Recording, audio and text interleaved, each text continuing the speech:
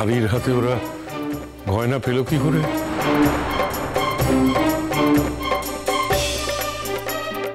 বাড়িকে রাস্তায় সামনেই আর কি দাঁড় করিয়ে আমি এটিএম থেকে টাকা তুলতে গিয়েছিলাম। সেই সময় একটি ছেলে এসে ওর হাতে একটি ব্যাগ দেয়, আর সেই ব্যাগটাই পুলিশের হাত থেকে পায়।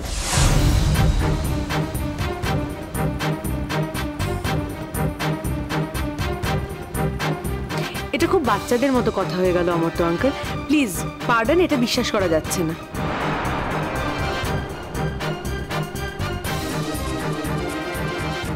আপনাকে বিশ্বাস করার জন্য মাথার দিব্যি দিয়েছি নাকি আমি?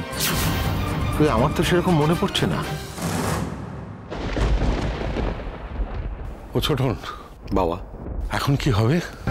বাবা, আপনি আপনার ছেলে মেয়েদের এমন শিক্ষা দেননি যে তারা বাড়ির বাইরে গিয়ে চুরি করবে।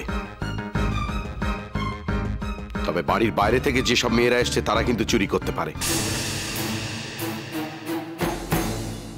আপনি কিচ্ছু চিন্তা করবেন না বাবা, আমি যাবো আর রাঙা দিদিকে ফেরত নিয়ে আসবো। রাঙা দিদি কিচ্ছু হবে না, সে মাথা উঁচু করে এই বাড়িতে ফিরে আসতে পারবে। অমতদা, আর দেরি করা ঠিক হবে না, তাড়াতাড়ি চলো দাদা। দাঁড়া, আমি চট করে ফাইলটা নিয়ে আসি। আমিও যাবো তোমাদের সঙ্গে।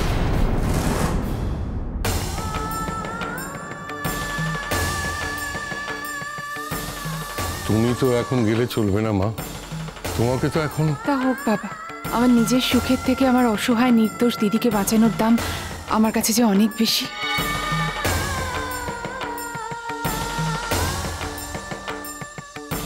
বেঁচে থাকো, বেঁচে থাকো মিনু।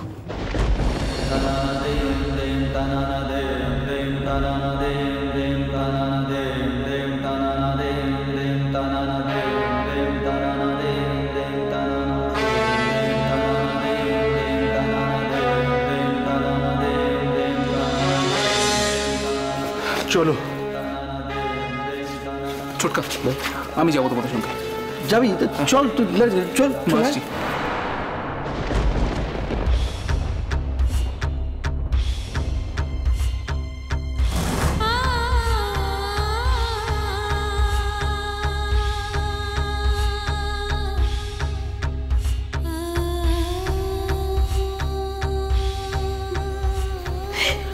না জানি মেয়েটা একা একা কোথায় কি করছে। ঠাকুর, ঠাকুর ওকে দেখো, রক্ষা করো ঠাকুর, রক্ষা করো।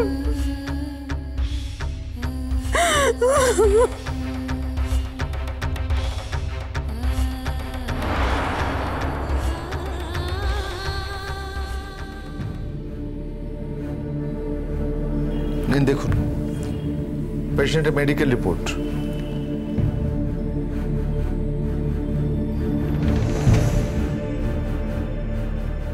অফিসার, আপনারা আসল তদন্ত না করে একজন অসুস্থ মানুষকে আপনারা হ্যারাস করছেন।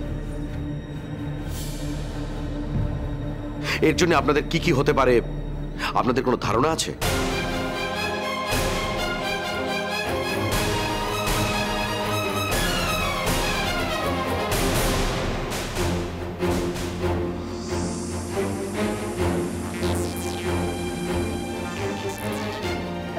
ভাই লাগছে আমাকে, সেটা কেমন ধরে রেখে দিয়েছে আমাকে, না চোর বলতে, তার আমাকে বেবাড়িও দিতে দিচ্ছে না।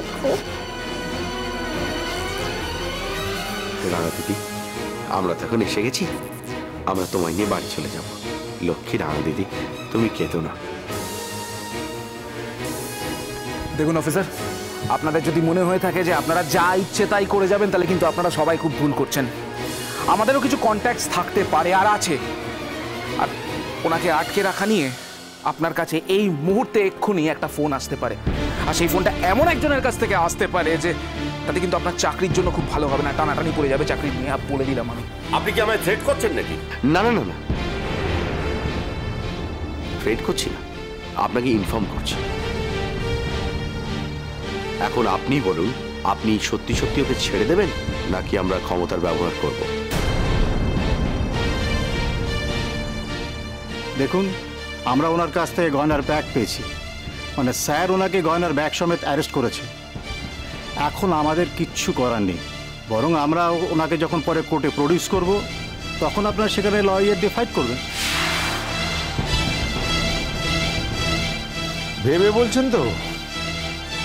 এখানে ভাবাভাবির তো কিছু নেই। উনি গয়নার ব্যাগ সহ ধরা পড়েছেন, তাই ওকে আটকে রাখা হয়েছে। বরং আমরা তো সন্দেহ করছি যে আপনি এই ব্যাপারটাই ওকে হয়তো মদত করছেন। আমরা সেই রকমই রিপোর্ট দেব, যদিও আপনাকে এখনো অ্যারেস্ট করা হয়নি।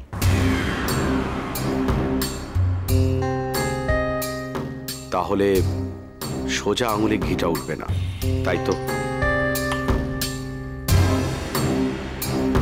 ওকে, তাহলে ওই কথাই রইল তো? ভুল করলেন অফিসার, বড় ভুল করলেন।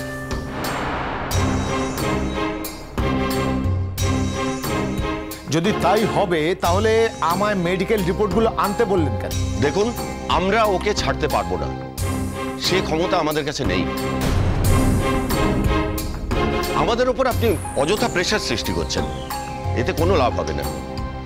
বরং মেডিকেল রিপোর্টগুলো পরে আপনাদের কাজে দিতে পারে। ওর পানিশমেন্ট হয়তো এই রিপোর্টগুলোর জন্য একটু কম হতে পারে। আরে আপনি কি দয়া করছেন নাকি মশাই? পুলিশের উপর আঙুল তুলে কথা বলছেন যে ভারী? বেশ করছি। এই ওর মুন্ডুটা জলে ঠুকে দিতে পারছিস না? তখন থেকে বাজে কথা কই যাচ্ছে, দাঁড়া হেঁটে থেকে বেরোয়, হেঁটে থেকে বেরোয়, তারপর তোর মুন্ডুটা ধরে দেয়ালে দেয়ালে দুম দুম দুম দুম করে ঠুকে না দিয়েছি তো আমার নাম পারি হাবিল না। হ্যাঁ ওকে, ভেবেছিলাম বিষয়টা ভালো ভালো মিটে যাবে। আজকে আমাদের বাড়িতে একটা অকেশন আছে, সেটা যখন হলো না তখন আমাদের ব্যবস্থা আমাদেরই করে নিতে হচ্ছে।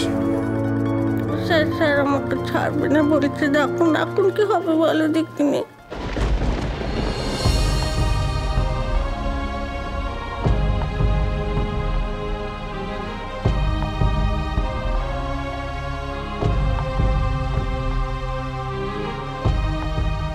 অফিসার, আপনি জানেন উনি একজন প্রমিসিং সিঙ্গার। তাই?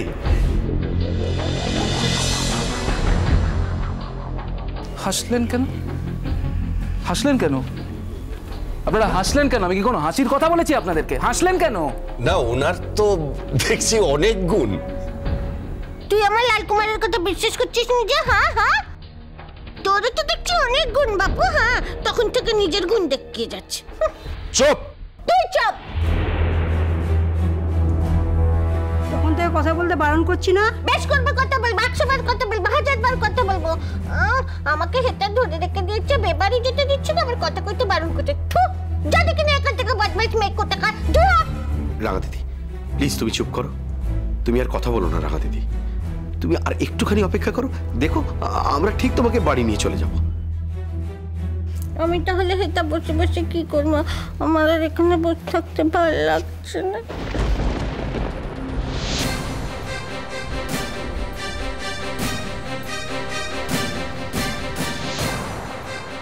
রাঙা পিসি, আর একটুখানি প্লিজ। দেখো না, আমরা সবাই তো তোমাকে এখান থেকে নিয়ে যাব বলেই এসেছি। দেখো, অমর্ত্য অঙ্ক কথা বলছেন, দেখবে সব ঠিক হয়ে যাবে। তুমি একদম চিন্তা করো না, জাস্ট আর একটুখানি।